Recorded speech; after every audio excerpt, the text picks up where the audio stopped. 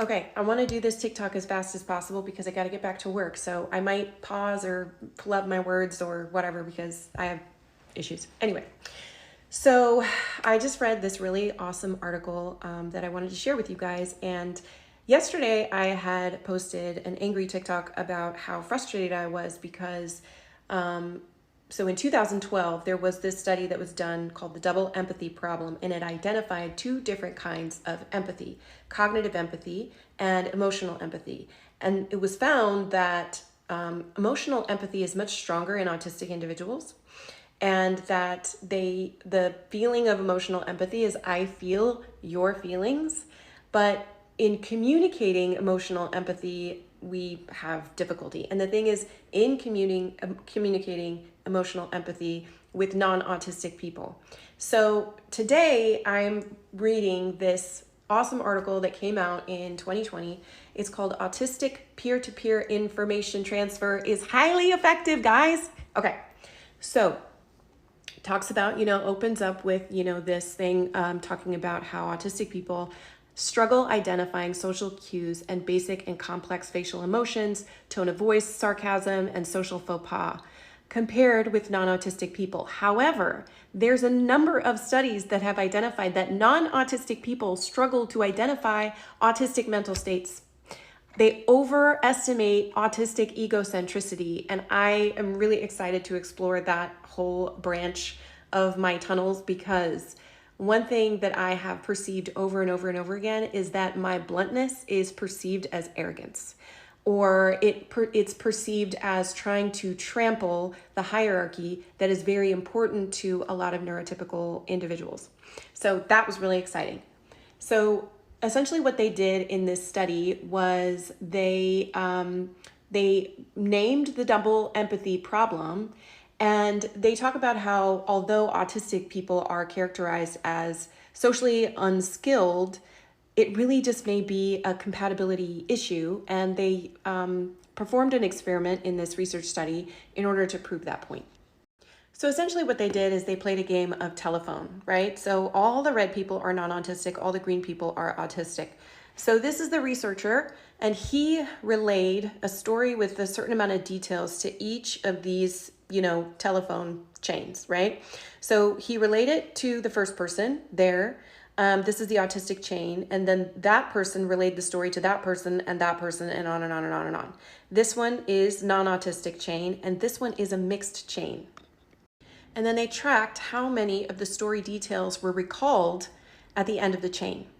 So as you can see, autistic and allistic communication are very, very, very close to each other, which means that they are communicating effectively. And the blue one is the mixed chain, which means that they are not communicating effectively.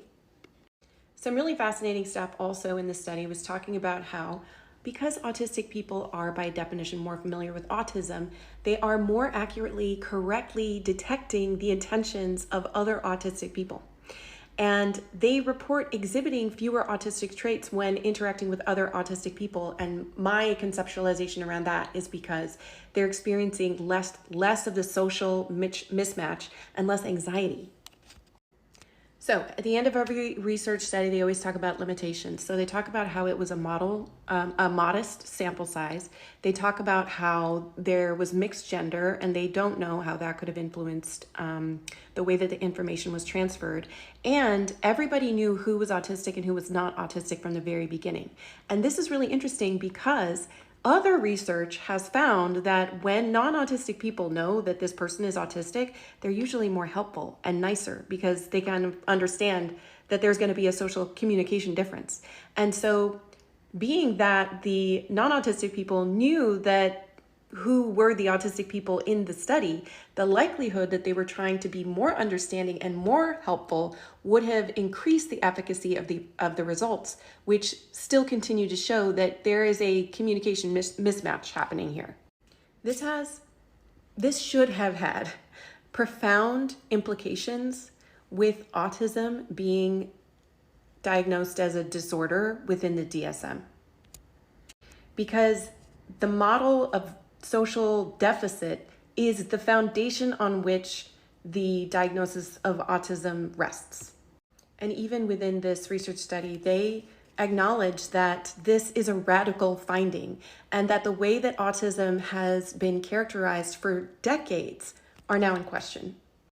And in my mind, this is so indicative of the mental health, anxiety levels, and things like that that you see in ASD, because they are living every day in a world that is invalidating them, that's gaslighting them, that is bullying them, because they are so incongruent with the majority of people that are surrounded by. And this study and my own brain feels that it is so important to teach neurodivergent education in schools, and also to allow for structures within schools so kids are growing up with peer-to-peer support. Because it's the stuff that happens to us when we're kids, especially autistic kids, that when you grow up, it's like something that you have to recover from, as opposed to feeling like you have a sense of belonging when you're growing up.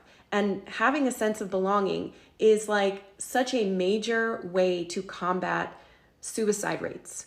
And so if we would be able to give autistic kids access to autistic communities of autistic kids, then the possibility that they would be growing up with this sense of belonging and not feeling like aliens and not feeling like there was something wrong with them would be, it would be magical. And then on top of that, like, let's push the system even further, right?